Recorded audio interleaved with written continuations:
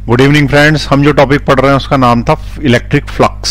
ठीक है, तो इलेक्ट्रिक फ्लक्स आज अपने को आगे बढ़ाना है और उसमें गॉस थ्योरम जो आता है ये भी देखना। तो इलेक्ट्रिक फ्लक्स क्या था, तो एक बार शॉर्ट में रिवाइज करा रहा हूं। फ्लक्स का मतलब ये होता है कि number of lines of forces passing through an area. जितनी ज्यादा लाइंस किसी एरिया में से जाएगी हम बोल देंगे कि उस एरिया का उतना ज्यादा फ्लक्स है। इसका मतलब ये एरिया के बेस पे डिफाइन किया गया है। अब दूसरी चीज ये है कि इलेक्ट्रिक फ्लक्स एक स्केलर क्वांटिटी है। It is a scalar quantity और इसका जो फॉर्मूला है वो है dot product of E into A. लेकिन ये फॉर्मूला कब लगाना है, जब तुम्हारा इलेक्ट्रिक फील्ड यूनिफॉर्म हो। इलेक्ट्रिक फील्ड यूनिफॉर्म हो तब ये फॉर्मूला लगाना है। और अगर इलेक्ट्रिक फील्ड यूनिफॉर्म नहीं है तो उस केस में surface integration E dot D S, ठीक है, E डॉट डी एस ये लगाना है पूरी की पूरी सरफेस के ऊपर। तो ये इलेक्ट्रिक फील्ड जब नॉन यूनिफॉर्म हो, इलेक्ट्रिक फील्ड जब नॉन यूनिफॉर्म हो। ठीक, अब हम इसके अंदर पहला वाला केस देखें। जब इलेक्ट्रिक फील्ड यूनिफॉर्म है यानी हर जगह पे एक जैसी है, तो उस केस में E और A के बीच में एंगल भी अपन आसानी से डिफाइन कर पा रहे हैं, तो और कांस्टेंट है वो एंगल, तो उस केस में फ्लक्स निकालना आसान है। ठीक है, अब जैसे मान लो एक क्वेश्चन देखें, find the flux passing through the curved surface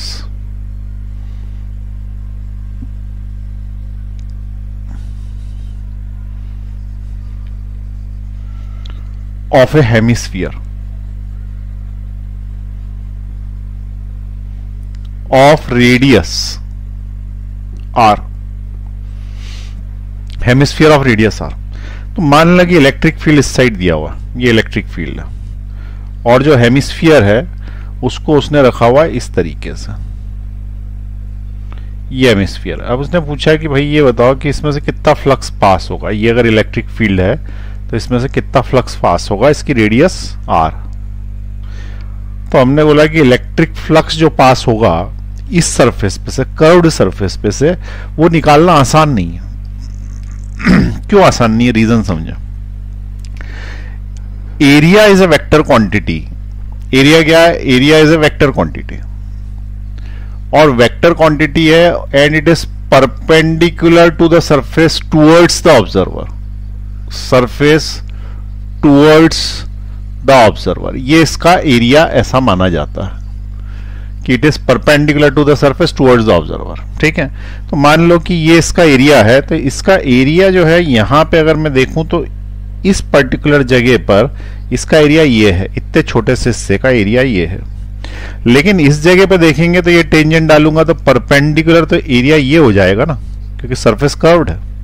इस जगह पर एरिया कुछ और हो जाएगा, ये एरिया हो जाएगा स्मॉल, मतलब डायरेक्शन बदल रहा है एरिया का। ठीक है, एरिया का डायरेक्शन इसलिए बदल रहा है क्योंकि सरफेस कर्व्ड है। मान लो कि किसी ने बोला कि फ्लैट सरफेस, ये फ्लैट सरफेस, तो इसका एरिया यहां भी यही है, यहां भी यही है और ये टुवर्ड्स द ऑब्जर्वर है, आउटवर्ड्स। ठीक है, लेकिन अगर यही सरफेस कर्व्ड हुई, ये कर्व्ड है, तो इसका एरिया यहां ऐसा है तो इधर साइड इधर है, फिर इधर साइड इधर है। इसके सरफेस पे हमेशा नॉर्मल एरिया आएगा। अब नॉर्मल एरिया आएगा तो एरिया का डायरेक्शन बदल रहा है। एरिया का डायरेक्शन बदल रहा है तो तुम्हारा ये इलेक्ट्रिक फील्ड है, ये इलेक्ट्रिक फील्ड है। तो इस वाले केस में देखें, ये वाले में ये मैंने बनाया DA, it is the area, इसकी बात कर रहा हूं। और इलेक्ट्रिक फील्ड इस साइड है, ये इलेक्ट्रिक फील्ड इस साइड E। ठीक, इसके नीचे वाले की बात करें तो एरिया इधर है, तो एरिया इधर है और इलेक्ट्रिक फील्ड इस साइड, इलेक्ट्रिक फील्ड तो है ही उस साइड। और उसके नीचे वाले की बात करें तो एरिया इधर कहीं है और इलेक्ट्रिक फील्ड इधर साइड है। और कहीं पे भी ऐसा भी हो सकता है कि एरिया जो है वो यहां कहीं हो और इलेक्ट्रिक फील्ड इस साइड हो। क्या तुम्हारा एरिया से साथ जो एंगल बना रही है इलेक्ट्रिक फील्ड वो एक जैसा है कि कुछ अलग अलग आ रहा? ठीक है, तो उसका आंसर है अलग अलग आ रहा है। इसका θ1 है तो ये θ2 है तो ये θ3 है। इसका मतलब हर छोटे से सरफेस का, इतने से क्या इसके बाद वाले भी सरफेस का एरिया निकालोगे तो उसका एंगल बदल जाएगा, और एंगल बदल जाएगा तो इलेक्ट्रिक फील्ड के साथ इसका एंगल अलग, इसके जस्ट पास वाले डॉट का एंगल अलग। ठीक है ना, जैसे ये जो बॉल है तो इस वाले का एरिया अलग है इस वाली सरफेस का, और इसके जस्ट पास वाली सरफेस का एरिया थोड़ा सा टेढ़ा है। थोड़ा सा टेढ़ा इसका मतलब क्या, उसका एंगल बदल गया।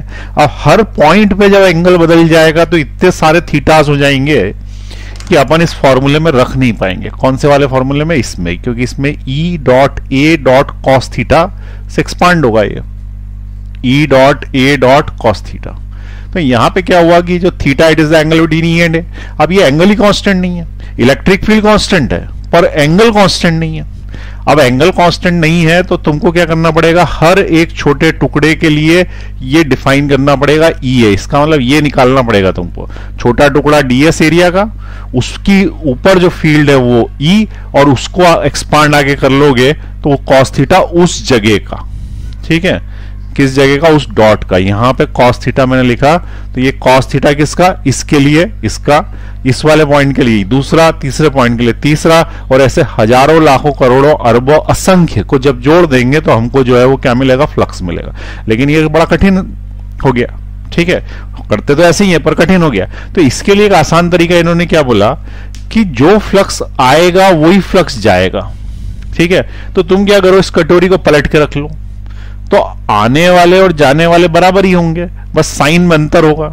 इनकमिंग फ्लक्स के अंदर क्या होगा कि ये वाला इलेक्ट्रिक फील्ड इधर है और एरिया इधर है तो 180 डिग्री है, इसका मतलब इनकमिंग फ्लक्स होगा निगेटिव और आउटगोइंग फ्लक्स होगा पॉजिटिव। तो अगर अपने को सिर्फ साइन ही प्लस माइनस में बदलना है तो हम क्या करें कि इस वाली सरफेस का फ्लक्स निकाल लें, इस वाली का, और बोल दें कि कर्व्ड सरफेस से भी उतना ही फ्लक्स जाएगा। ठीक है, ये समझ में आई प्रॉब्लम क्या हुई? एंगल अलग अलग होने के कारण हम कैलकुलेट नहीं कर पा रहे, तो हमने क्या किया, हमने इसको पलट दिया। अब अगर इसको पलट देंगे या फिर पलटो नहीं तो ऐसे ही ले लेते हैं, ये इधर है, ठीक है, ये इधर है, और उसके बाद क्या किया मैंने, इस हाफ क्या ये सेमी हेमिस्फीयर है ना, इस हेमिस्फीयर को ऐसे ही बने रहने दिया। बस मैंने ये बोल दिया कि इलेक्ट्रिक फील्ड इधर से है, इधर का एरिया इधर है, इनके बीच में एंगल 180 डिग्री है, cos 180 -1 होता है, cos 180 अगर -1 होता है तो इधर का फ्लक्स निगेटिव आएगा और वही का वही फ्लक्स उधर भी आएगा वैल्यू वाइज, लेकिन उधर का फ्लक्स पॉजिटिव आएगा। तो क्वेश्चन क्या पूछा था उसने हमसे? उसने पूछा था कि हेमिस्फीयर की कर्व सरफेस का फ्लक्स बताओ। तो हम क्या करने वाले हैं कि जो संख्या यहां आने वाली है वही लिख देंगे, बस आंसर में बाद में लगा देंगे माइनस। क्यों माइनस लगा देंगे? क्योंकि पूछ इधर का रहा और निकाल तो हम इधर का रहे हैं, क्योंकि इधर का निकालना आसान है। अब इधर का निकालना आसान क्यों? क्योंकि इधर चपटी सरफेस है, हेमिस्फीयर है ना, तो चपटी सरफेस है। चपटी सरफेस पे एंगल चेंज नहीं होता एरिया का, ये एरिया का एंगल यही रहेगा हर जगह पे, चपटी सरफेस। ठीक है, तो चपटी सरफेस पे एरिया का एंगल चेंज नहीं होगा, तो हम ये बोल देंगे कि इसका एरिया यहाँ पे डीए है, ये भी डीए है, लेकिन जितने भी छोटे छोटे डीए हैं ये सारे के सारे ही इलेक्ट्रिक फील्ड से सेम ही एंगल बना रहे हैं, और अगर ये सेम ही एंगल बना रहे हैं तो दैट एंगल इज जीरो, इसके और इसके बीच में जीरो है। तो हम इस सरफेस का फ्लक्स निकाल रहे हैं, तो इस सरफेस का फ्लक्स निकाला तो it is equal to E dot area, area इसका कितना है पाई आर स्क्वायर, तो ये लिख दिया pi are square into cos of zero, हमेशा ही जीरो है, कॉस 0 1 होता है, तो इसका जो फ्लक्स आया कितना आ गया E into pi are square. ये फ्लक्स किसका आया? इस वाली सरफेस का। ठीक है, तो कर्व सरफेस का यही का ये आ जाएगा माइनस में, खत्म। तो आंसर हम लिखेंगे कर्व सरफेस के लिए minus of E into pi are square, this is the flux. तो ये एक टेक्निक हो सकती है जिस केस में हम क्या कर सकते हैं कि कोशिश करें कि वो एंगल जो कांस्टेंट है वो मिल जाए। ठीक है, क्योंकि एंगल अगर कांस्टेंट नहीं मिला, हर टुकड़े का फ्लक्स अलग कैलकुलेट करना पड़ेगा और उसको जोड़ना पड़ेगा, जो कि एक सिरदर्द हो जाएगा। ठीक है, तो उससे बचने की कोशिश करेंगे। चलिए लिख लें इसको।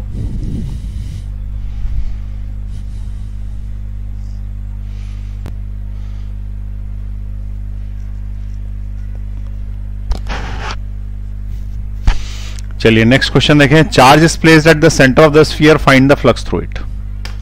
चार्ज को स्फीयर के सेंटर पे रखा है, फ्लक्स कितना आएगा। ठीक है, पहले अपन बेसिक सोच रहे हैं, उसके बाद फिर थ्योरम व्योरम लगाना होगा तो बाद में लगाएंगे। सिंपल सोच रहे हैं हम ये सोच रहे हैं कि चार्ज रखा हुआ है एक स्फीयर के सेंटर पे। ठीक है, स्फीयर का मतलब ये बॉल के बीचों बीच अंदर, इसको पहले खोला और खोलने के बाद इसके अंदर बीचों बीच इसके अंदर यहाँ चार्ज रख दिया, इसको बंद कर दिया। अब ये जो स्फीयर है, इस स्फीयर के अंदर से कितना फ्लक्स बाहर आएगा। ठीक है, अब पहली चीज, तुम फ्लक्स मतलब क्या समझते हो? फ्लक्स मतलब क्या समझो तुम कल्पना करने के लिए, बेसिकली तो क्या है, इनविजिबल है। तो तुम्हें क्या सोचना है कि फ्लक्स एक प्रकार की रोशनी है। ठीक है, क्या सोचना है? रोशनी। जैसे ये एक एलईडी बल्ब है, ये एलईडी बल्ब जलता, अगर मैं इसको सेल से कनेक्ट कर दूं तो ये एलईडी बल्ब जलेगा। अभी सेल नहीं है यहाँ पे, अब इसको यूं करके यूं बीचों बीच रख दिया यहाँ पे और इसको बंद कर दिया, और मान ले कि ये ऐसा है जिसमें से रोशनी निकल सकती है। अभी तो प्लास्टिक का है तो नहीं निकलेगी, पर मान ले कि ये निकल सकती है। तो इससे जो रोशनी निकल रही है ऐसी सब दूर, वो उसका फ्लक्स है।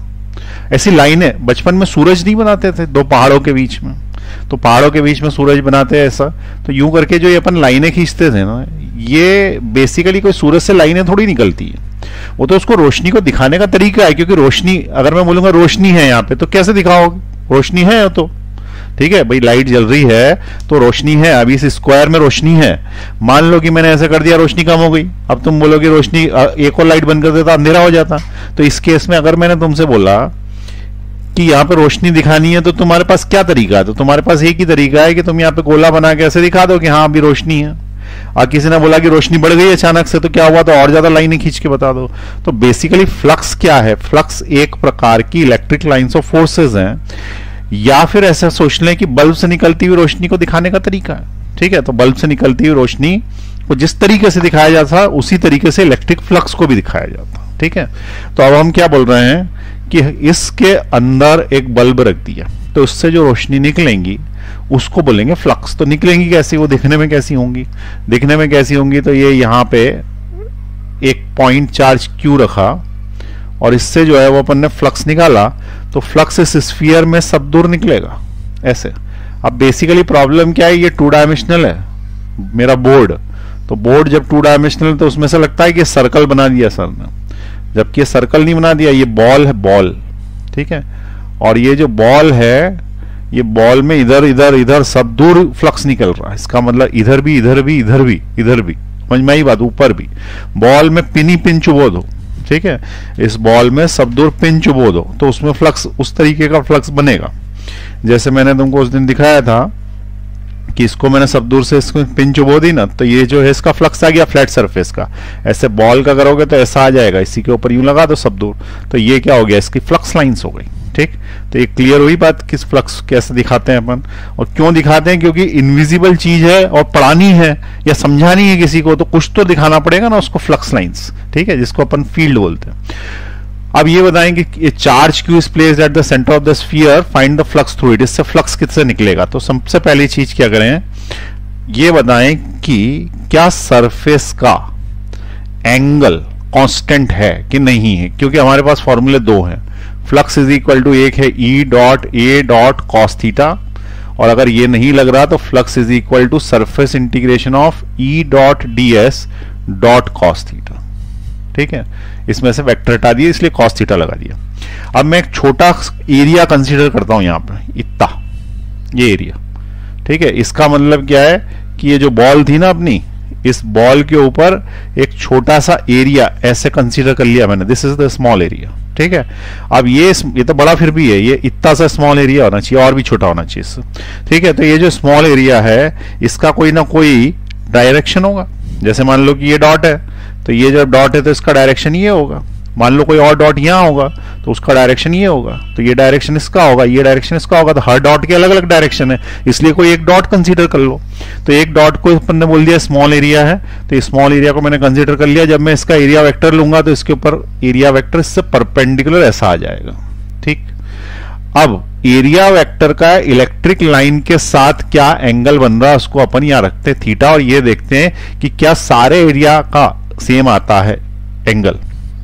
ये दूसरा एरिया कंसीडर करो, इसका एरिया वेक्टर इस दिशा में कुछ होगा परपेंडिकुलर टू इट, इधर वाले का इधर होगा। अब देखें इसका इलेक्ट्रिक फील्ड यूं है, इलेक्ट्रिक फील्ड कैसा है, पॉइंट चार्ज का इस तरीके से फैला रहता है, इस तरीके से सब दूर 3 डायमेंशन में। तो ये जो फैला है, तो ये दोनों के बीच में इलेक्ट्रिक फील्ड और इसके बीच में तो 0 डिग्री का एंगल हो गया। लेकिन क्या ये एक ही बार हुआ कि सब पे 0 डिग्री है? तो उसका आंसर है सब पे 0 डिग्री है, क्योंकि ये इलेक्ट्रिक फील्ड और इस एरिया के बीच में भी 0 डिग्री का ही एंगल आएगा। बस अगर एंगल कांस्टेंट हो गया तो बहुत ही अच्छी बात हो गई, हमें ये नहीं लगाना पड़ेगा क्योंकि तुम्हारा एरिया कांस्टेंट हो गया। एरिया जब कांस्टेंट हो गया, सॉरी एंगल जब कांस्टेंट हो गया, तो थीटा जो है उसकी जगह तुम क्या रख पाओगे, 0 रख पाओगे, और हर बार रख पाओगे, हर बार रख पाओगे तो बात खत्म हो गई। अब इसको देखो, इसी क्वेश्चन को कर रहा हूं मैं। तो ये फ्लक्स लिखा, surface integration of E dot ds लिखा, और यहां पे मैंने क्या लिख दिया, cos 0। ठीक है, अब तुम बोलोगे ऊपर वाला फॉर्मूला क्यों नहीं लगाया? ऊपर वाला फॉर्मूला इसलिए नहीं लगाया क्योंकि ये कांस्टेंट इलेक्ट्रिक फील्ड के लिए लगता है, कांस्टेंट इलेक्ट्रिक फील्ड के लिए ही लगता है। क्या ये तुम्हारा फील्ड कांस्टेंट है जो चार्ज बना रहा है सिंगल? तो बोलो नहीं है, क्योंकि यहां पे लाइनें पास पास है, यहां भीड़ लगी है लाइनों की। जब भीड़ लगी रहती है लाइनों की, वहां फील्ड ज्यादा होता है, दूसरी जगह पे फील्ड कम होता है। तो यहां फील्ड ज्यादा है, यहां पे फील्ड कम है, ये कांस्टेंट फील्ड है ही नहीं। ठीक है, और जब कांस्टेंट फील्ड है ही नहीं तो तुम्हें इंटीग्रेशन ही करना पड़ेगा। लेकिन इंटीग्रेशन में भी तब सरल होगा जब एंगल एक जैसा होगा, नहीं है तो फिर तो अपन उलझ ही जाएंगे उसके अंदर, क्योंकि एंगल भी एक जैसा नहीं हुआ और हर जगह पे इलेक्ट्रिक फील्ड भी एक जैसा नहीं है, फिर तो इंटीग्रेशन करना भी मुश्किल हो जाएगा। ठीक है, दो वेरिएबल्स में आ जाएगी चीजें। तो यहां पे हमने क्या किया, phi is equal to surface integration of E dot ds cos 0। cos 0 बाहर हो गया। क्यों बाहर हो गया? क्योंकि सब दूर एक जैसा है हर पॉइंट पे, और हर पॉइंट पे एक जैसा है, तो इसके बाहर निकलने से क्वेश्चन आसान हो गया। ये हो गया cos 0 बाहर, surface integration of E dot ds। ये इसका मतलब होता है पूरी सरफेस पे गोल घूम के इंटीग्रेट करके आ गए हम लोग। ठीक है, अब cos 0 का मतलब क्या? cos 0 का मतलब 1, तो उसको तो छोड़ ही दे। अब यहां पे इलेक्ट्रिक फील्ड डालना है, इलेक्ट्रिक फील्ड, और फिर उसके बाद ds डालना है। तो इलेक्ट्रिक फील्ड, इस जगह का इलेक्ट्रिक फील्ड कितना? तो पॉइंट चार्ज के कारण r डिस्टेंस पे इलेक्ट्रिक फील्ड। इस जगह पे इलेक्ट्रिक फील्ड कितना? तो पॉइंट चार्ज के कारण r जगह पे इलेक्ट्रिक फील्ड, तो वो तो 1/4 pi epsilon naught q by r square होगा। यही इलेक्ट्रिक फील्ड होगा। ठीक है, क्योंकि स्फीयर की रेडियस ये है, तो यहां भी वही इलेक्ट्रिक फील्ड है, यहां भी वही इलेक्ट्रिक फील्ड है। इस पूरी सरफेस पे सेम इलेक्ट्रिक फील्ड है, पर इसका ये मतलब नहीं है कि इलेक्ट्रिक फील्ड कांस्टेंट है। इलेक्ट्रिक फील्ड इस जगह पे अलग है, इस जगह पे अलग है, सब दूर एक जैसा होना चाहिए था, तो इलेक्ट्रिक फील्ड कांस्टेंट होता, तो ऊपर वाला फॉर्मूला लगा देते। अब हमको इंटीग्रेट करना पड़ेगा, इंटीग्रेशन लेकिन इसका आसान है, क्योंकि 1/4 पाई एप्सिलॉन 0 भी तो सब दूर एक जैसा है, और यदि ये सब दूर एक जैसा है तो इस सरफेस के लिए तो कांस्टेंट है ना, और इस सरफेस के लिए कांस्टेंट है तो इसको भी बाहर कर देंगे अपन। ठीक है, इस पर्टिकुलर सरफेस के लिए कांस्टेंट है, इसलिए इसको भी बाहर कर देंगे। cos 0 तो बाहर हो ही गया था। जितनी चीजें इंटीग्रेशन से बाहर हो जाए उतना इंटीग्रेशन आसान। अब ये ऐसा बचा, और इंटीग्रेशन ऑफ ds बचा। अब ds है क्या? ds इस छोटे से टुकड़े का एरिया है। ये dA लिखा है ना मैंने, ये ही ds है। ds और dA दोनों एक ही बात है। स्मॉल एरिया को ऐसे भी लिखते हैं, ऐसे भी लिख सकते। अब ये बोल रहा है कि ये छोटे छोटे ds को जोड़ो तो इंटीग्रेशन होता है। उसका मीनिंग इन छोटे छोटे ds को जोड़ो। मान लो कि ये ds है, फिर ये ds है, ऐसे करके मैंने ये सब टुकड़े टुकड़े लिए और ऐसे टुकड़े टुकड़े जोड़ता गया ऐसे। ठीक है, ये इंटीग्रेशन हो रहा है, मतलब ये डॉट डॉट जो लग रहा है ना, इंटीग्रेशन हो रहा है। अब मेरा प्लॉट इतना बड़ा हो गया, और बड़ा करते गया, और बड़ा करता गया, ऐसा पूरा कर दूंगा तो मुझे क्या मिलेगा? मेरे को पूरा ही स्फीयर मिल जाएगा। ठीक है, अगर मैं पूरे स्फीयर पे घूमता रहूं आज रात भर 3 बजे तक और ये करता रहूं इस तरीके से, तो मैं पूरे स्फीयर को काला कर दूंगा, और पूरा स्फीयर काला हो गया, इसका मतलब इंटीग्रेट हो गया छोटा छोटा। ये जो लिखा है ना surface integration of ds, integration हो रहा है। इंटीग्रेशन है छोटे छोटे टुकड़ों को जोड़ना, इंटीग्रेट करना। ठीक, तो हमने क्या किया, इसको इंटीग्रेट कर दिया। इंटीग्रेट कर दिया तो मुझे तो पूरा स्फीयर ही मिल गया, और पूरे स्फीयर का सरफेस एरिया मिल गया, और पूरे स्फीयर का सरफेस एरिया मुझे ऐसे ही पता, that is 4 pi r square. तो इसको इंटीग्रेट करने की क्या जरूरत है, ऐसे लिख दूंगा मैं। तो सरफेस इंटीग्रेशन की जगह में क्या लिख दूंगा? सरफेस इंटीग्रेशन की जगह लिख दूंगा 1/4 pi epsilon naught q by r square के बाद सरफेस का एरिया हो जाएगा, स्फीयर का एरिया 4 पाई r स्क्वायर, क्योंकि पूरा ही स्फीयर कवर कर लिया मैंने। ठीक, 4 पाई r स्क्वायर। अब देखो 4 पाई r स्क्वायर में 4 पाई r स्क्वायर जो है, ये जो यहां लिखा हुआ है, ये इससे कैंसिल आउट हो जाएगा। 4 पाई से 4 पाई भी कैंसिल आउट हो जाए, तो फ्लक्स जो मिलेगा वो बनेगा q/ε0। इतना फ्लक्स इसमें से जाएगा। इप्सिलॉन नॉट की वैल्यू हमें पता है 1/4 इप्सिलॉन नॉट की वैल्यू होती है 9 × 10⁹ तो इप्सिलॉन नॉट यहां से निकल जाएगा, चार्ज डालो कूलाम में, उसको इप्सिलॉन नॉट से डिवाइड करो, तुमको फ्लक्स मिल जाएगा, कितना फ्लक्स इसमें से गया। ठीक, चलिए ये बात समझ में आ गई। चल अभी दूसरी बात बता, मैंने इस चार्ज को उठाया, उस चार्ज को उठा के कोने पे कहीं ले गया बीच में, ठीक है, इसका मतलब अब वो चार्ज मिडिल पे नहीं है, बिल्कुल मिड पे नहीं है, और साइड में इधर उधर कहीं हो गया, पर हेड अब गोले के अंदर ही। ठीक है, तो अब ये बताओ कि क्या इससे निकलने वाला फ्लक्स बदलेगा कि वही रहेगा, और क्या हम उसको कैलकुलेट कर पाएंगे। ठीक है, तो ये बात सोचते सोचते इसको नोट कर लो।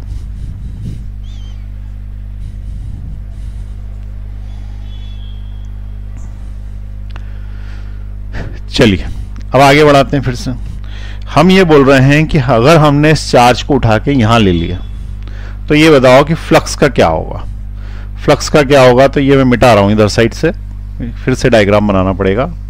तो क्वेश्चन ये है कि चार्ज को डिस्प्लेस कर दिया है तो उसका फ्लक्स वही रहेगा क्या, और अगर रहेगा तो क्यों, और नहीं रहेगा तो क्यों, और नहीं रहेगा तो फिर बताओ कितना हो गया। या तुम नहीं बता पा रहे तो बता दो कि नहीं बता पा रहे, पर हमको कुछ समझ में तो आ रहा है कि हाँ ऐसा कुछ हो जाएगा। देखो ये स्फीयर है, मैं चार्ज को यहां ले आया, चार्ज की विशेषता होती है जहां होता वहीं सूरज बजा देता है, मतलब चार्ज की लाइनें फेंकने लगता है, ये फेंकने लगा इसने चार्ज की लाइन। ठीक है, और इसी तरीके से जाएंगे लाइन। ये बताओ कि क्या इस जगह पर जो इलेक्ट्रिक फील्ड है इस एरिया पे, वही इलेक्ट्रिक फील्ड क्या इधर है इस एरिया पे। पहले बताओ जो इलेक्ट्रिक फील्ड यहां था क्या वही यहां था, तो उसका आंसर है हां, क्योंकि दोनों पॉइंट्स की दूरी सेंटर से बराबर थी। ये पॉइंट जितनी दूरी पे था उतनी दूरी पे ये पॉइंट भी था, लेकिन क्या अब ये पॉइंट उतनी ही दूरी पे जितनी दूरी पे वो है, तो उसका आंसर नहीं है।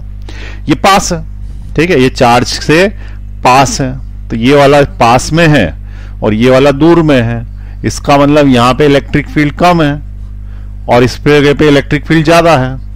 और जब इलेक्ट्रिक फील्ड कम और ज्यादा है तो इसके पहले जो स्टेप्स ली थी वो ले ही नहीं पाएंगे। ठीक है, अच्छा क्या सब दूर इलेक्ट्रिक फील्ड का एंगल एरिया वेक्टर से बराबर है? देखें एरिया वेक्टर यहां पे यूं होगा, इस जगह पे एरिया वेक्टर तो इसके अनुसार आएगा, ऐसा आएगा कुछ, इस जगह पे एरिया वेक्टर ऐसा कुछ आएगा, या यूं मान लो ऐसा कुछ आएगा। ठीक है, तो ये एरिया वेक्टर हुआ यहां पे, इस जगह पे ये एरिया वेक्टर हुआ, इस जगह पे ये एरिया वेक्टर हुआ। तो क्या जो एरिया वेक्टर्स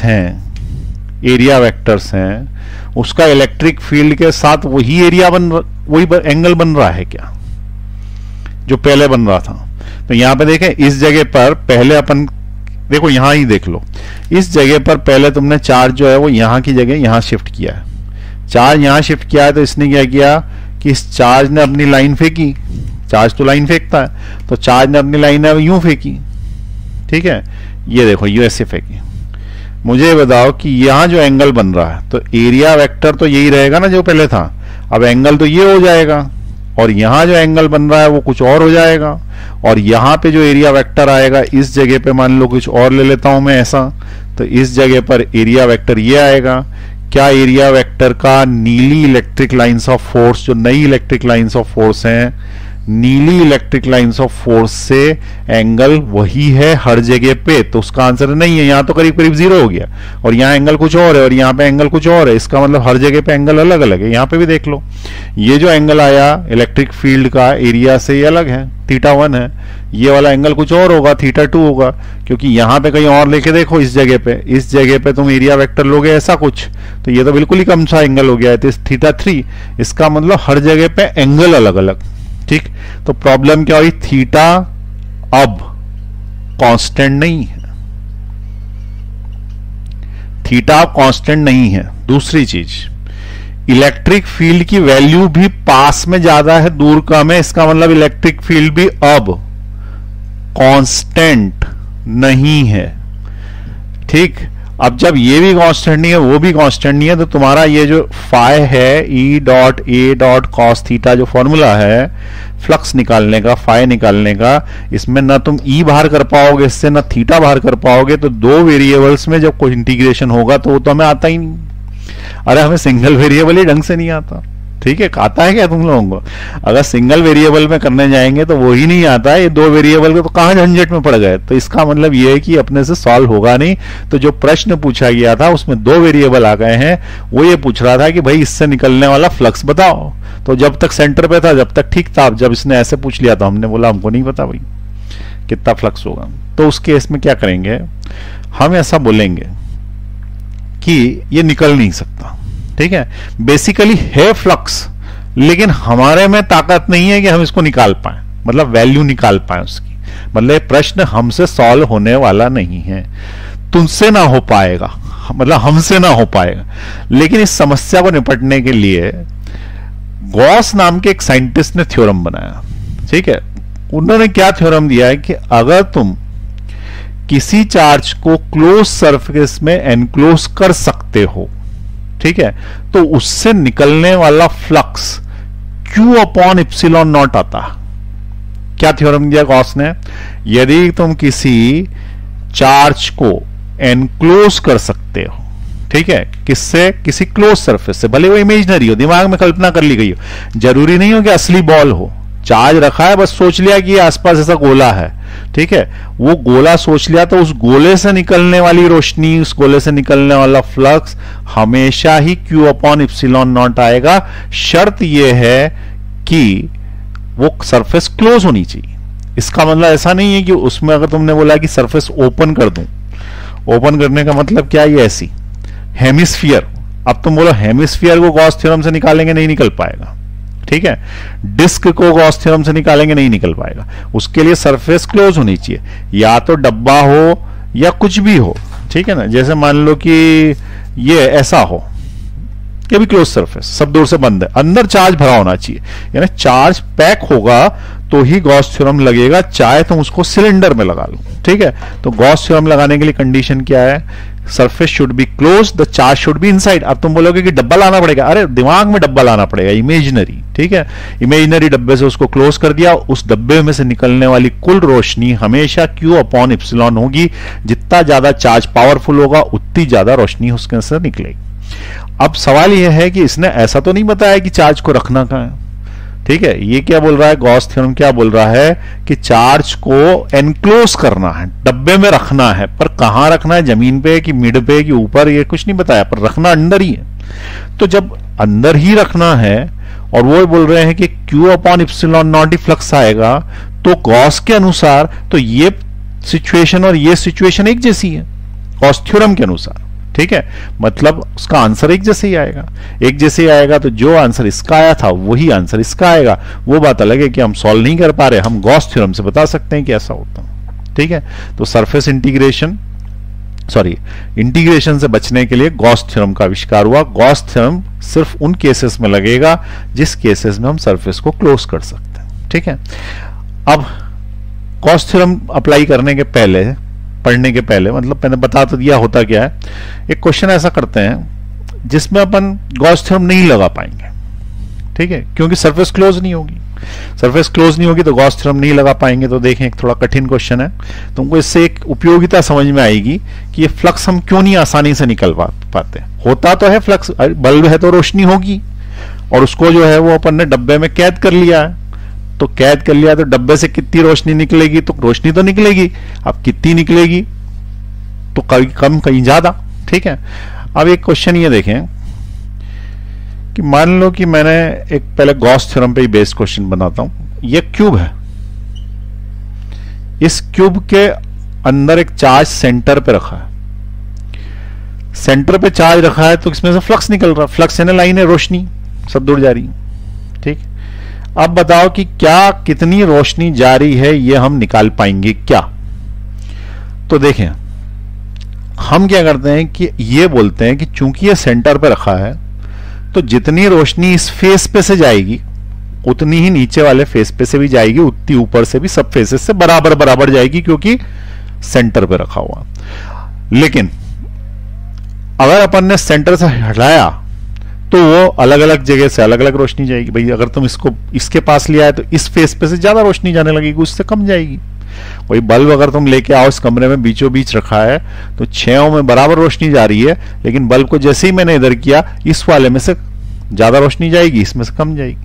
ठीक है, लेकिन गॉस का ऐसा कहना है कि अगर ये क्लोज सरफेस के अंदर है तो हम ये तो नहीं बता पाएंगे कि किस सरफेस से कितनी जाएगी, लेकिन हाँ ये जरूर बता देंगे कि टोटल कमरे में से कितनी निकलेगी। और वो इस बात पे निर्भर करता है कि चार्ज कितना है।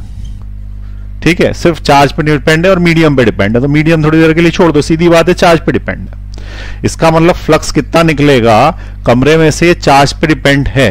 तो बिल्कुल सही तो बात है। अगर इस कमरे में मैं अंधेरा कर दूं और एक बल्ब जला लूं यहां पे और बाहर जो है एक आदमी को खड़ा कर दूं, उससे बोलूं कि मेरा कमरा कांच का बना हुआ है, तुम आसमान से देखो मेरे कमरे में से कितनी रोशनी निकल रही है, तो उसने देखा कि मेरे कमरे में से 5000 लाइनें निकल रही हैं, बल्ब से रोशनी निकल रही है। अब मैंने बोला कि अब मैं इस बल्ब को लेके इधर आ जाता हूं, ठीक है, थोड़ा सा कोने में आ जाता हूं दीवार की तरफ। अब बताओ मेरे कमरे में से कितनी रोशनी निकल रही है? अरे बल्ब तो वही है, बल्ब में से जितनी रोशनी निकल रही है उतनी कमरे में से निकल रही है।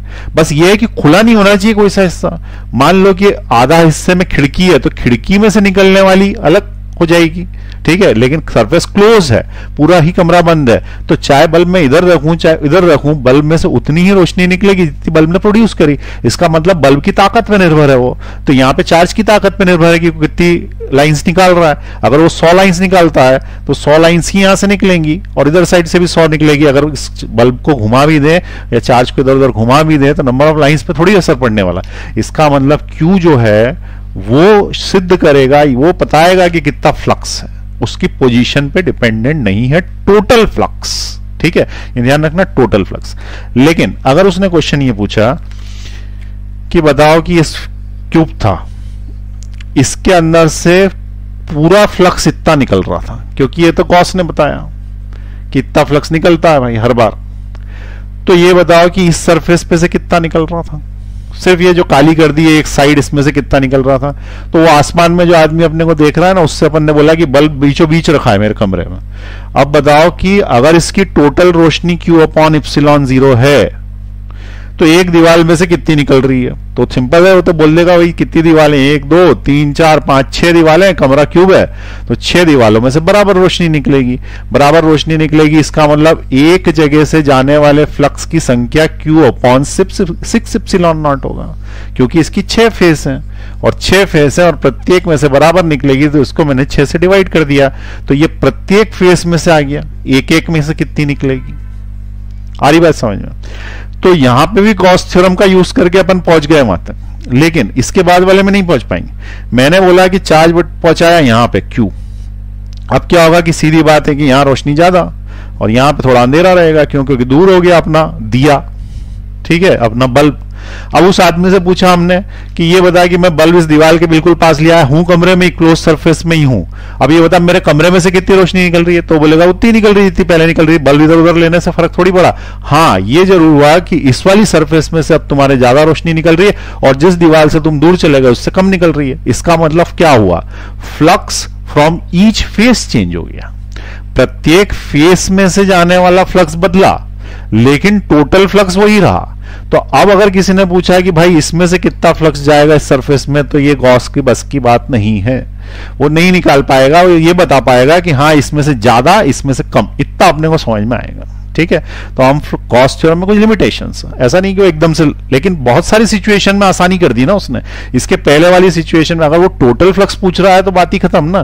टोटल फ्लक्स सिलेंडर में से पूछे या किसी में से भी पूछे, सरफेस पर डिपेंडेंट भी नहीं है। अगर मान लो कि इसने बोला कि एक चार्ज Q था, अब मैंने क्या किया कि इसको इस डब्बे से ढक दिया, अब बताओ इसमें से टोटल फ्लक्स कितना? अरे बल्ब तो वही है ना, फिलिप्स का 40 वाट का, उतनी रोशनी फेंकेगा, उतनी ही फ्लक्स फेंकेगा, तुम इसको किसी भी तरीके से ढक लो, उससे क्या फर्क पड़ना। ठीक है, तो इसका मतलब independent of the type of surface which we close it, ठीक है, which we use to close it, किसी भी सरफेस से क्लोज करें, चाहे मैं इससे क्लोज कर दूं, ठीक है, लेकिन सरफेस खुली नहीं होनी चाहिए, खुली होगी तो फिर वो थ्योरम नहीं लग पाएगा। ठीक, तो आप अपन गॉस का थ्योरम समझ गए, ठीक है, उसकी लिमिटेशन समझ गए कि कई कई जगह पे लगता, कई जगह पे नहीं लगता, तो जितनी जगह पे लगेगा हम उतनी जगह पे उसका उपयोग करेंगे, आसानी से लग जाता है, इजी है।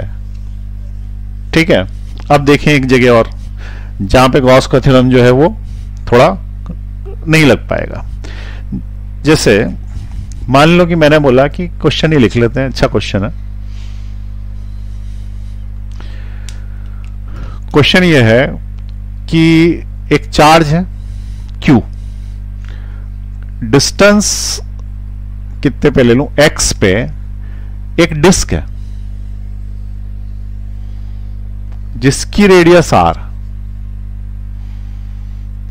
इस चार्ज Q के कारण इस डिस्क में से जाने वाला फ्लक्स बताइए। Find the flux through the disc.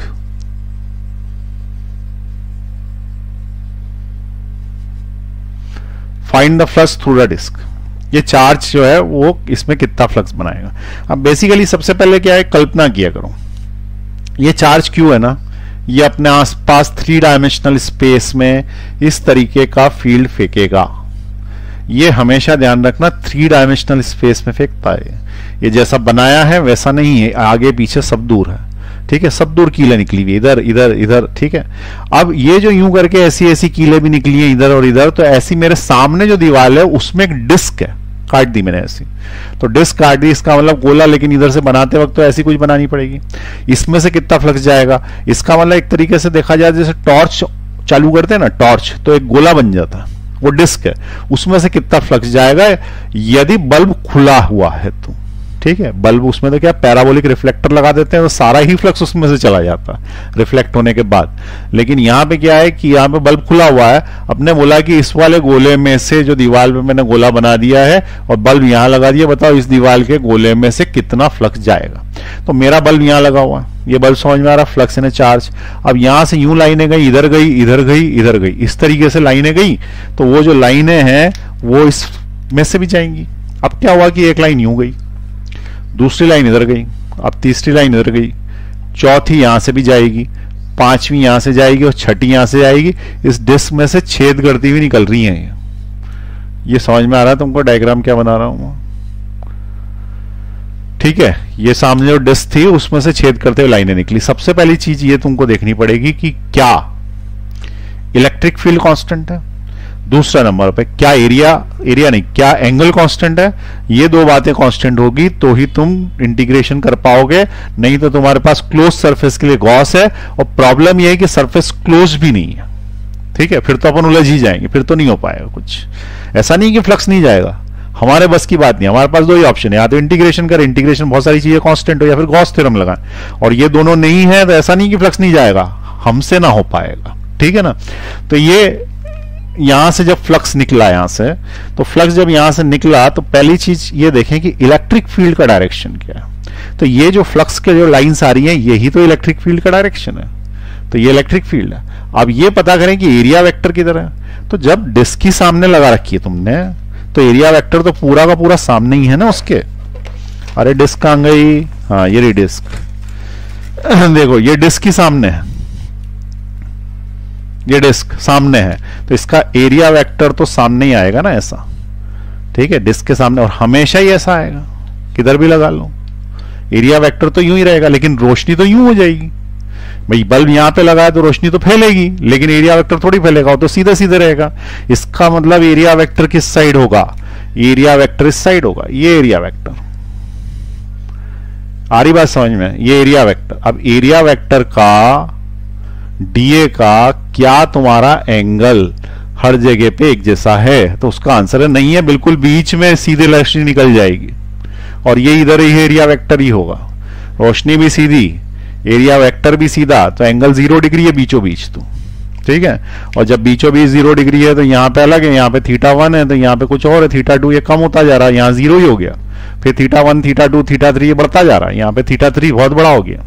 इसका मतलब इसके बीच और इसके बीच एरिया वेक्टर इलेक्ट्रिक फील्ड के बीच क्या चेंज हो रहा है, एंगल चेंज हो रहा है, तो ये तो दिक्कत देगा, एंगल चेंज नहीं होना चाहिए था। चलो हो रहा है, चलो देखें आगे, एंगल चेंज हो रहा है। क्या हर पॉइंट पे इलेक्ट्रिक फील्ड एक जैसा है, तो उसका आंसर नहीं है। ये वाले की दूरी यहां से यहां तक है और ये वाले पॉइंट की दूरी पास है।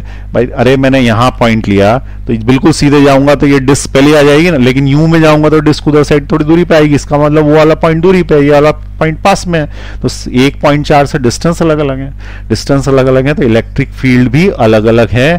तो दो समस्याएं थी, दोनों ही हैं इसके अंदर, करेला भी है नीमचिड़ा भी। ठीक, तो हमको क्या बताना है कि क्या कोई ऐसा तरीका है जिससे कर सकें इसको सॉल्व। क्या इलेक्ट्रिक फील्ड कहीं पे एक जैसी हो सकती है, क्या एरिया वेक्टर एक जैसा हो सकता है? उसका आंसर हो सकता। ठीक है, कैसे हो सकता, देखें, ये डिस्क है, ठीक है, ट्रांसपेरेंट डिस्क ले ली मैंने। इस डिस्क पे मैं एक सरफेस बना रहा हूं जिसके हर पॉइंट पे इलेक्ट्रिक फील्ड सेम आएगा इस पॉइंट चार्ज के कारण। तो वो जो सरफेस है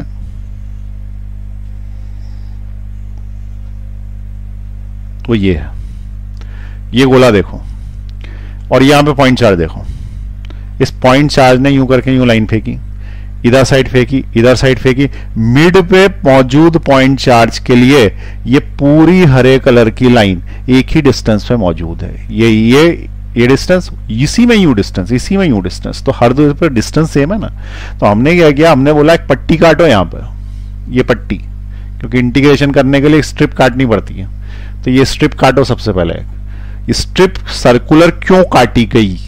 ठीक है, तो सर्कुलर इसलिए काटी गई क्योंकि सर्कुलर स्ट्रिप का इंटीग्रेशन करने से हमें सर्कल मिल जाता है, डिस्क मिल जाती है। ये वैसे ही है जैसे प्याज काट देते हैं सलाद में होटल वाले, ऐसी गोल गोल।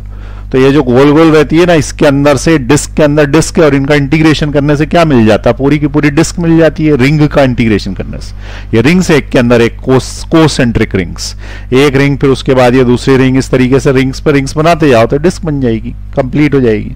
तो हमने क्या बोला कि भाई एक काम करो कि तुम एक पट्टी काट लो। पट्टी का मतलब होता है एलिमेंटल स्ट्रिप बोलते हैं उसको, इंग्लिश में बोलने में कठिन लगता, समझ में भी नहीं आता, इसलिए मैं हिंदी में बोल देता हूं, पट्टी काट लो ऐसी, ये पट्टी काटो। और ऐसी कई सारी पट्टियां अगर इंटीग्रेट कर दोगे तो डिस्क बन जाएगी। तो हम इस एलिमेंटल रिंग में से फ्लक्स निकाल लेंगे। वो कैसे निकाल लेंगे, क्योंकि यहाँ पे इलेक्ट्रिक फील्ड उतना ही है जितना यहाँ पे। जैसे मान लो कि मैंने यहां से यूं बोला तो ये डिस्टेंस और ये डिस्टेंस बराबर है, और बराबर है तो जो इलेक्ट्रिक फील्ड यहां है वही इलेक्ट्रिक फील्ड यहां भी है। अब सवाल यह है कि क्या एंगल भी सेम है, इस पे मौजूद हर पॉइंट का क्या एंगल भी सेम है? तो उसका आंसर है हाँ, एंगल भी सेम है, क्योंकि एरिया वेक्टर तो ये होगा ना, डी है, तो ये एंगल थीटा होगा यहाँ पे, और इस साइड एरिया वेक्टर क्या होगा, वो भी यही होगा, तो ये वाला एंगल भी थीटा ही होगा। तुम ऐसे डिस्क सोचो, उसके अंदर से एरो निकाल दो। कैसे सोचना, डिस्क हमेशा शटल कॉक, बैडमिंटन की शटल कॉक, तो यहां पॉइंट, इसके अंदर से ऐसे ऐसे रेज निकल रही है, ऊपर एक सर्कल है, वो सर्कल में से जो यूं रेज निकल रही है, तो एंगल तो बराबर बनाएगी ना वो एरिया वेक्टर के साथ। एरिया वेक्टर के साथ एंगल हमेशा ही थीटा बनेगा। इधर भी थीटा बन रहा है, इधर भी थीटा बन रहा है, थ्री डायमेंशनल में इधर भी थीटा, बोर्ड के पीछे भी थीटा। तो जब थीटा भी कांस्टेंट हो गया और ई भी कांस्टेंट हो गया, तो इस पट्टी को लेने में बड़ा फायदा हुआ जो वहां नहीं हो रहा था। तो अब मैं उसको मिटा रहा हूं, क्योंकि हमने एक नई टेक्निक निकाल ली, दिमाग लगा लिया कि थीटा और ई को एक पर्टिकुलर सर्कल के लिए कांस्टेंट माना जा सकता है। तो अब सर्कल के लिए कांस्टेंट माना जा सकता है, तो हम क्या करेंगे, इस जगह पे इलेक्ट्रिक फील्ड निकाल लेंगे। ठीक है, तो एलिमेंटल स्ट्रिप जो है उसकी विड्थ मान ले कि dx है, dx है ना, छोटी सी विड्थ, ये क्या है, इसकी विड्थ है dx, और इसकी जो रेडियस है, एक काम करो, ये जो लिखा हुआ है ना, रेडियस को मुझे वेरिएबल करना पड़ेगा, तो मैं इसको d कर लेता हूं और इसको x कर लेता हूं, क्योंकि मुझे वेरिएबल में लेना है तो x अच्छा लगता है वेरिएबल में, d में लूंगा तो कंफ्यूजन होगा। अब dx का इंटीग्रेशन आसानी से होता है, dd का इंटीग्रेशन दिक्कत देगा। तो ये मैंने d कर दिया, डिस्टेंस यहां से यहां तक का, और उस एलिमेंटल रिंग की विड्थ ले ली x, तो x is the radius, radius ले ली, radius of elemental ring of width क्या, dx। आ रही बात समझ में यहां तक, ऑफ विड्थ तो dx। अब इसमें से निकालेंगे फ्लक्स, तो फ्लक्स निकालने के लिए फॉर्मूला है flux is equal to E dot ds dot cos theta, and this is the small flux, क्योंकि पूरा फ्लक्स उसमें से जाएगा ही नहीं, इंटीग्रेशन के बाद ये पूरा फ्लक्स होगा। तो स्मॉल फ्लक्स जो उसमें से जा रहा है, इस रिंग में से, पट्टी में से, वो है डी फाई, और डी फाई में इलेक्ट्रिक फील्ड चाहिए। इलेक्ट्रिक फील्ड का फॉर्मूला होता है 1/4πε0 q अपॉन डिस्टेंस का स्क्वायर। अब डिस्टेंस कितना, तो ये लाल लाल डिस्टेंस, तो यहां से यहां तक d है, ये x है, तो पाइथागोरस से डिस्टेंस है d² + x²।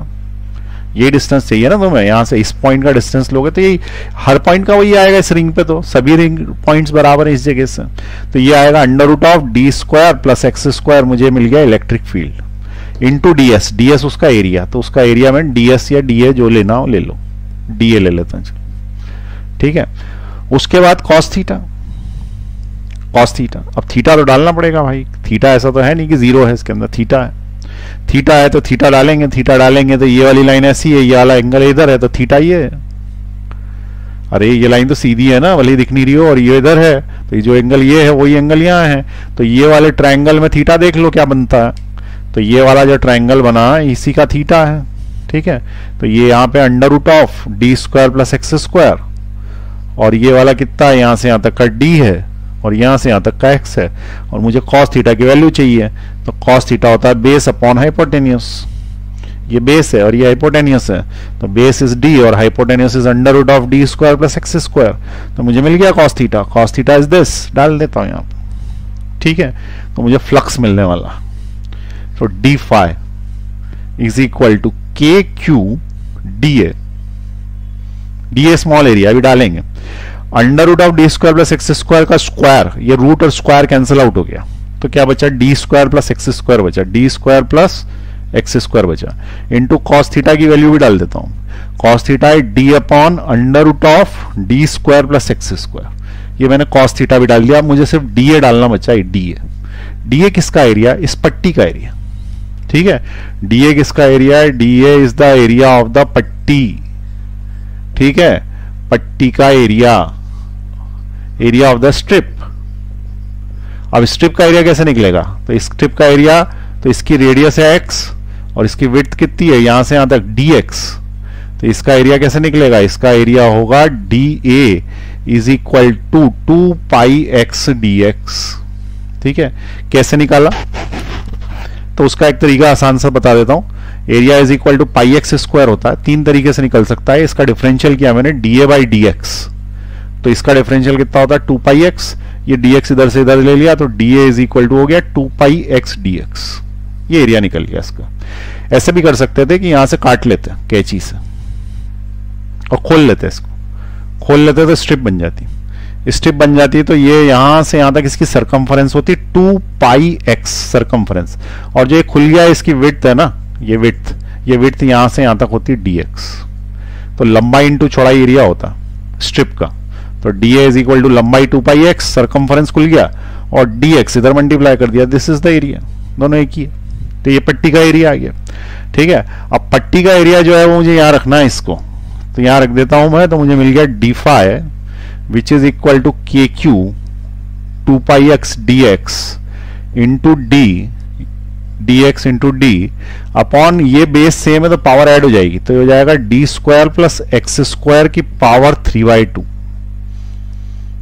ठीक है। लोगों की पेशेंस जवाब दे रही है, ये क्या हो रहा है, अरे अभी तो फ्लक्स ही आया है सिर्फ, अब इंटीग्रेट करना है उसको, इंटीग्रेट कहां से कहां तक करना है, तो जो सबसे छोटी प्याज के अंदर पट्टी होगी वो ऐसी होगी, उसके बाद बड़ी बड़ी होती जाती है तो पूरी की पूरी प्याज बन जाती है, जो सबसे छोटी होती है उसका रेडियस 0 होती है, और जो सबसे बड़ी होती है उसकी रेडियस r होती है, जो कि डिस्क की रेडियस होती है। तो ऐसा सबसे छोटा गोला जो अंदर बनेगा वो 0 रेडियस का, और जो सबसे बड़ा गोला बनेगा बाहर, हरे कलर का गोला जब बाहर चला जाएगा सबसे बड़ा हो जाएगा, तो उसकी रेडियस होगी कैपिटल R, इसकी कैपिटल R, इसकी 0, इसका मतलब इसको अगर अपन इंटीग्रेट कर दें, इसको हम इंटीग्रेट कर दें 0 से लेके कैपिटल R तक, तो हमें टोटल फ्लक्स डिस्क में से मिल जाएगा, ठीक है।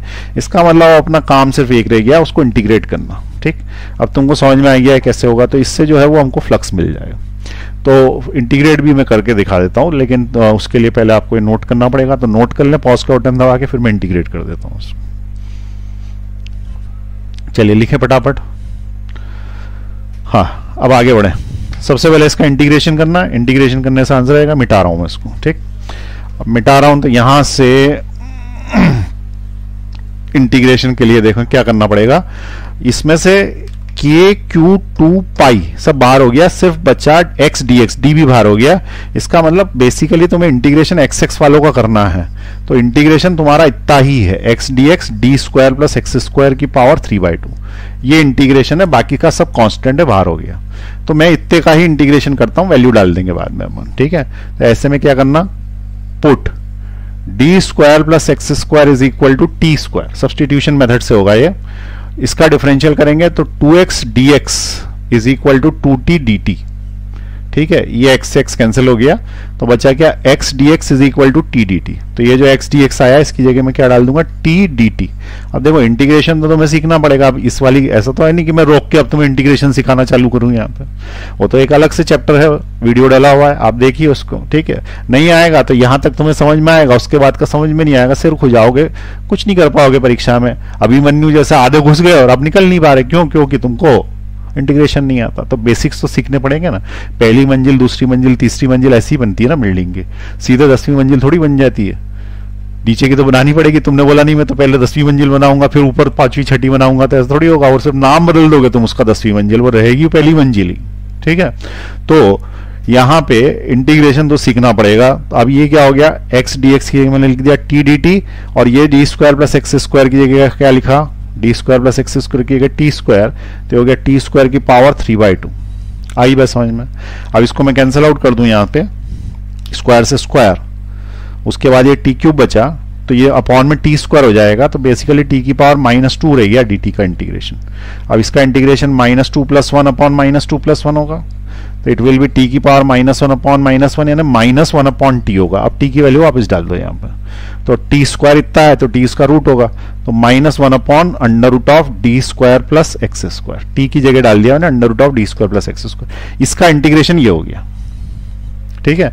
अब इसका इंटीग्रेशन ये हो गया तो अब मैं इसको उल्टा चलाऊंगा नीचे से ऊपर की तरफ, ठीक है। उल्टी स्टेप्स, उल्टी मतलब लिखने के लिए सिर्फ उल्टी है, चला तो सीधी ही रहे हैं।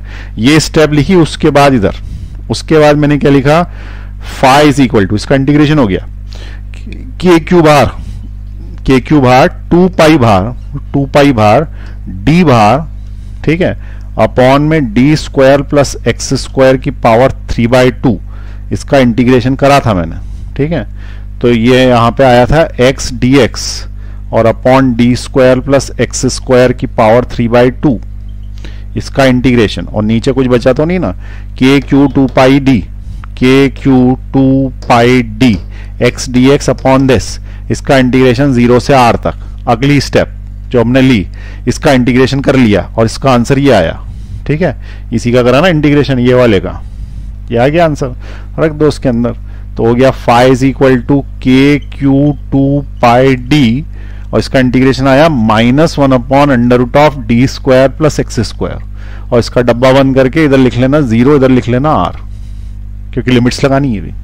अब अपर लिमिट लगाना, लोअर लिमिट लगाना, ठीक है। तो अपर लिमिट और लोअर लिमिट लगा देते हैं। तो अगली स्टेप और उसके ऊपर, तो phi is equal to k q 2 pi D bracket, r रखूंगा मैं यहां पे, तो -1 upon √d square plus r square, और फिर माइनस एक फॉर्मूले का लगेगा, और फिर x की जगह 0 रखूंगा, तो माइनस माइनस प्लस हो गए, 1 अपॉन डी स्क्वायर है, 1 अपॉन डी बचा। तो this is the flux passing through it. ऐसा लग रहा है जैसे किला जीत लिया हो अपन ने दिल्ली का, ठीक है। ये आंसर आ गया इसका। अब तुम्हें समझ में आया कि इस डिस्क में तो अपन ऐसा कर पाए, लेकिन बहुत सारी जगह पे हम कर ही नहीं पाएंगे स्फीयर वगैरह में, तो वहां पे हमें क्या करना पड़ेगा, गॉस थ्योरम लगाना पड़ेगा, और गॉस थ्योरम से हम उसको सॉल्व कर पाएंगे। एक और मेथड है उसका करने का, लेकिन उसमें कुछ मैथ्स इन्वॉल्व होती है, उसको सॉलिड एंगल मेथड बोलते हैं, उससे भी ये सॉल्व हो जाते हैं। तो अगर लगा ऐसा तो वो भी बताऊंगा मैं, पर फिलहाल अपन गॉस थ्योरम पर कंसंट्रेट करेंगे, क्योंकि क्वेश्चंस गॉस थ्योरम पे आते हैं, वो इजी भी है लगाने के लिए, ठीक है। तो इंटीग्रेशन में तुम देख ही रहोगे, इसके अंदर ही बड़ी मुश्किल से हो पाया इंटीग्रेशन। चलिए अब अगली क्लास में देखेंगे गॉस थ्योरम, ठीक है।